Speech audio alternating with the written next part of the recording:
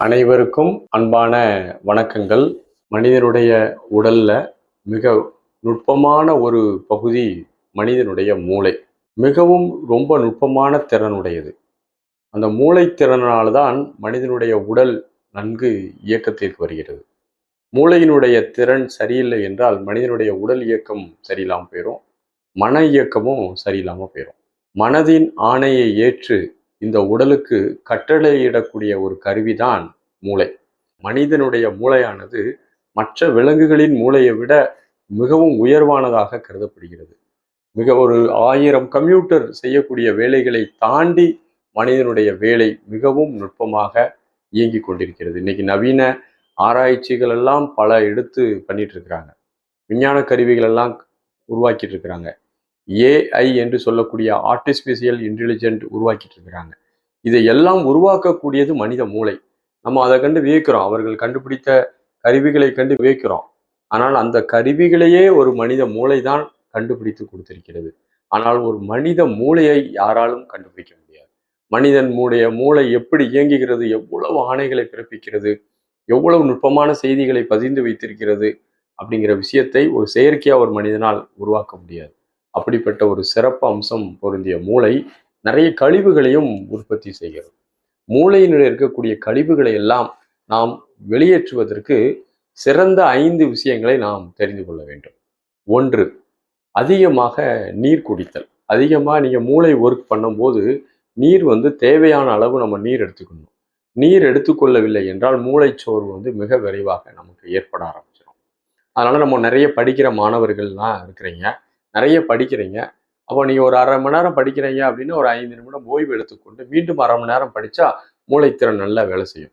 மூளையானது ஒரு 1/2 மணி நேரம் ரொம்ப நேர்கோட்டில் இருக்கும், அதுக்கப்புறம் கொஞ்சம் டவுன் ஆகும், அதுக்கப்புறம் ரொம்ப டவுன் ஆயிரும். ஸோ அதனால் ஒரு 15 நிமிடம் ஒரு மூளை ரொம்ப ஷார்ப்பாக இருக்கும். அடுத்த 15 நிமிடம் கொஞ்சம் கொஞ்சம் டவுன் ஆகும், அதற்கு அடுத்த 15 நிமிடம் சோர்வு ஆகும். அப்போ அரை மணி நேரம் படித்து விட்டு ஒரு 10 நிமிடம் ஒரு 5 நிமிடம் ஓய்வு எடுத்துக்கொண்டு அதுக்கப்புறம் படிக்க ஆரம்பிச்சிங்கன்னா மூளை நல்லா இயங்க ஆரம்பிக்கும். ஆக நீர் நிறைய குடிக்கணும். நீர் எந்த அளவுக்கு நம்ம அதிகமாக எடுத்துக்கொள்கிறோமோ, அதிகமாக பிரெயின் ஒர்க் பண்ணுறீங்க, நைட்டு முழிச்சு நிறைய ஒர்க் பண்ணுறீங்க, ஒரு 6 மணி நேரம் 7 மணி நேரம் தொடர்ந்து படிக்கிறீங்க, அப்போனா மூளைச்சோர்வு மூளை கழிவுகளும் நிறைய உற்பத்தி ஆகும்.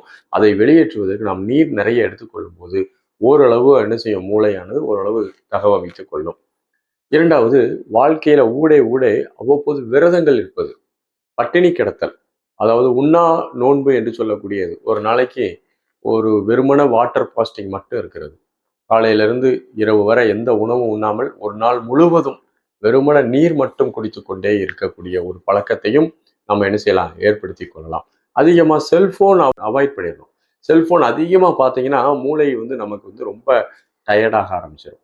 மூளை ரொம்ப டயர்டாயிரும். அதில் பார்த்தீங்கன்னா செல்ஃபோன் பார்க்கும்போது நமக்கு மூளையில் சில ஒரு திரவங்கள் சுரந்து மகிழ்ச்சியான ஒரு மூமெண்ட்ஸை மட்டும் கொடுத்துட்டே இருக்கும். அதனால அடிக்கடி நம்ம எல்லாருமே செல்ஃபோனுக்கு அடிமையாகிறதுக்கு காரணம் அதுதான். அப்போ அந்த மூளையில் இருக்கக்கூடிய அந்த அந்த ஹார்மோன்ஸை நம்ம அதிகமாக செல்ஃபோனை பார்த்து தூண்டிக்கிட்டே இருக்கிறோம். அந்த ஹார்மோன் தான் நமக்கு அதிகமாக வருது. அதனால செல்ஃபோனை ரொம்ப அவாய்ட் பண்ணணும். நல்ல ஒரு தூக்கம் என்பது ரொம்ப முக்கியம். நல்ல ஆழ்ந்த தூக்கத்திற்கு முக்கியத்துவம் கொடுக்கணும். குறைந்தது 7லேருந்து 8 மணி நேரம் தூங்குவதற்கான ஒரு சாத்தியத்தை உங்கள் வாழ்க்கையில் உருவாக்கிடணும். எவ்வளோ வேலை இருந்தாலும் சரி, எவ்வளவு நீங்கள் கடுமையான சிந்தனையில் இருந்தாலும் சரி, இரவு கரெக்டாக ஒரு 10 மணிக்குள்ளே நம்ம உறங்க சென்று காலையில் நம்ம ஒரு 4-5 மணிக்கு எழுந்துட்டாலே போதும். நம்முடைய ஓய்வு நல்ல நிம்மதியான தூக்கம் உடல்நலத்துக்கு ரொம்ப அவசியம். அடுத்ததாக நம்ம என்ன செய்யணும்னா, உணவு பழக்க வழக்கங்களை நல்லா வச்சுக்கணும். பல உணவுகள், காய்கறிகளை உண்பது, அது மாதிரியான நிறைய இயற்கை சார்ந்த உணவுகளையும் நாம் எடுத்துக்கொள்ளணும். இந்த 5 செய்திகளை நீங்கள் மனதில் கொண்டால் கண்டிப்பாக மூளைச்சோர்வை போக்கி மிகவும் புத்துணர்வாக நாம் இருக்க முடியும். இந்த 5 விஷயங்களை நாம் நன்றாக தெரிந்து கொண்டால் நமக்கு மூளைச்சோர்வெல்லாம் போயிடும். முதல்ல நீர் நிறைய குடிக்கிறது, நல்ல தூங்குறது, செல்ஃபோன் எல்லாம் நம்ம அவாய்ட் பண்ணுறது, அதுபோல் நல்ல ஆரோக்கியமான உணவுகளை நாம் தேர்ந்தெடுத்து எடுத்துக்கொள்வது, வாழ்க்கையில் ஊட என்ன செய்யணும், விரதங்கள் இருப்பது. இந்த 5 செய்திகளை நாம் தொடர்ந்து வாழ்க்கையில் ஃபாலோ பண்ணால் மூளை எப்போதுமே நம்ம புத்துணர்வாகவும் ஆரோக்கியமாக நம்ம கோஆப்ரேட் பண்ணுறது மாதிரி இருக்கும். வாழ்த்துக்கள். நன்றி, வணக்கம்.